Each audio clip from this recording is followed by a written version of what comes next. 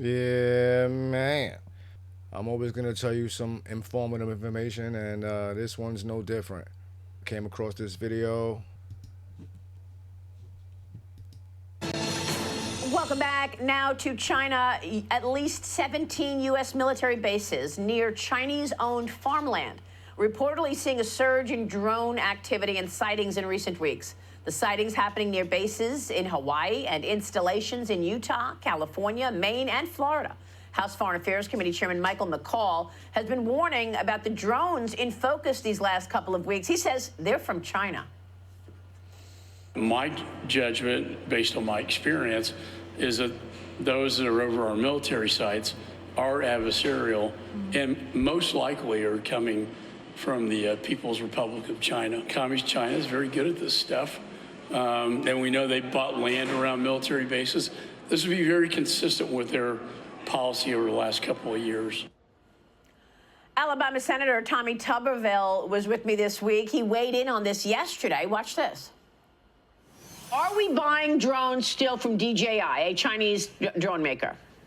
Oh, we're buying drones from China. There's no doubt about that. I talked to a drone maker the other day, and basically I said, why are we buying drones from China? They have better technology, Maria, than what we have that handles a lot of the technology parts, like that works with different type of materials, different type of plastics.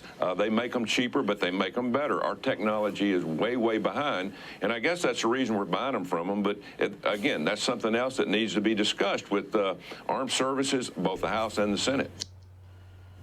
Joining me now is the Gatestone Institute Senior Fellow. He is author of Plan Red, China's Project to Destroy America. Gordon Chang back with us. We let China get the jump on us, right? Like, they got all this technology. They're making them cheaper. We got all these rules and regulations. So now we're being outnumbered because of all these rules and regulations. But yet we're still buying them, and we don't know who's flying them.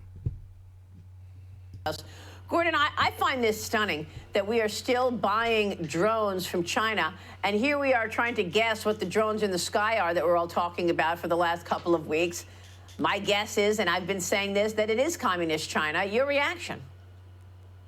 It certainly is communist China for many of these drones, maybe even a majority of them.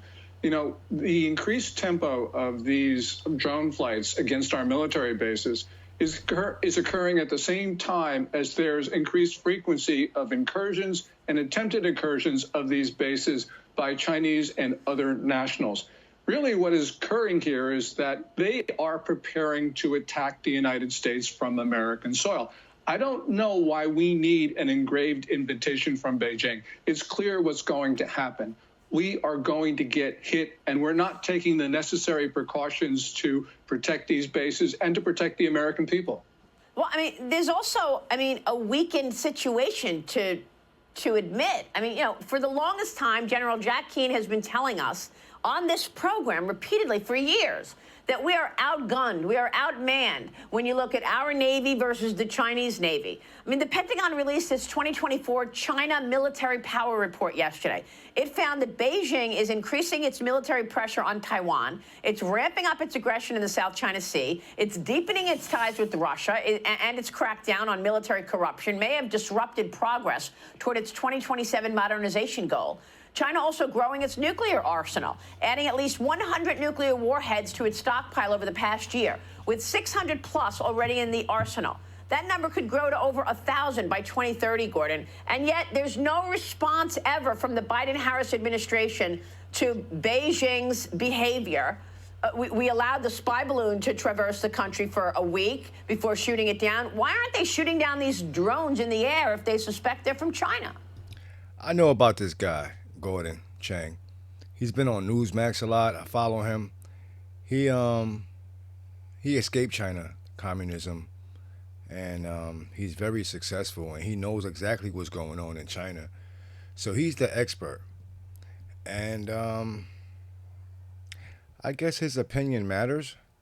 So I'm just trying to bring some awareness to you guys and some information, and hopefully it's valuable, because we don't know what's going on, but there's always probabilities, there's always other things that goes on while we're being distracted, allegedly. There's no good answer. You have base commanders, first of all, don't have the authority, and they don't have the equipment to shoot down these drones. And the Chinese are noticing this, which means they see a big vulnerability. And with those nuclear warheads, Maria, China is building up its arsenal not to deter. It already has enough warheads to deter. It's building up its arsenal so that it can coerce us and others into not doing things like defending Taiwan. They saw the way Biden reacted to Vladimir Putin's nuclear threats before the invasion of Ukraine. They saw that they worked, and the Chinese are going to do the same thing when they go after the Philippines, Japan, Taiwan, whomever. Well, I want to look at what's happening on the ground. A Chinese man was arrested in 2023 for allegedly running a secret Chinese police station in New York City. He pled guilty yesterday to acting as an illegal foreign agent, Gordon. He's now facing 5 years in prison. He and his partner allegedly opened this police station back in 2022 to track and intimidate Chinese dissidents living in the United States. Both were caught deleting communications with an official from the Chinese Ministry of Public Security after learning that they were, in fact, under investigation. Gordon, you've been talking about this for so many years, these police stations. You first broke the news on this program years ago that Beijing had set up these police stations in America. Again, no response from Biden for years on police station. Why would we need Beijing police stations in New York City? Wow. No, we don't. And we don't need the 7 to 9 other police stations in the United States. Oh, look at that. Hold on. There's a few. Look at that. A few spots. Not good, yo. It's not good. That New York Post and the Daily Caller have written about and reported. It's fine that they closed the New York one. I'm great that they did that, but they should be closing the other installations as well. It is just no justification for allowing the Chinese to violate our sovereignty and in many cases commit crimes against us. We're allowing consular officials and Ministry of State Security agents to commit those crimes and violate our security on our own soil. Yep, great point. Lee Carter, jump in here. Gordon. So they setting up shop, trying to find guys like him. You know what I mean? Wow. I am so intrigued by this whole thing. I've been talking about the drones for a while. My family is from New Jersey. I've seen the drones over my home. So many people are saying it's just not possible that these drones could be from a foreign entity, that we would know. And if they were, we would be doing something about it. How is it possible that this is happening? And what do you think is going to be different come January 20th? Yeah. Well, some of these drones may not be Chinese, and if they're not, they're federal government drones because they're too big. They are not the drones of hobbyists. So that leads the question is, what is the federal government doing in the skies over New Jersey with such a large operation? And, there are any number of alternative explanations, but until we hear the truth from the Biden administration, we have to speculate. Yeah. As President Trump said on Monday, the federal government knows what's happening in the skies over New Jersey, but it's not telling us. And if it's not telling us, the story cannot be good. Right. The story Why? can be ominous, it can be whatever, but it's not good. Well, look, also ominous is this report that China is rapidly expanding its nuclear forces, according to the Pentagon, Gordon. I didn't hear you comment about that. U.S. Defense Department reports Beijing has increased its operational nuclear warhead arsenal by 20% in a year, Gordon. Yes, and they're going very, very fast at this. And as we know, this is not for deterrence. This is for coercion. So He's kind of like flip-flopping a little bit too, right? Because at first he's saying, oh, yeah, it's definitely China. Then he's saying, well, some of them don't look like they're China, so it has to be the government.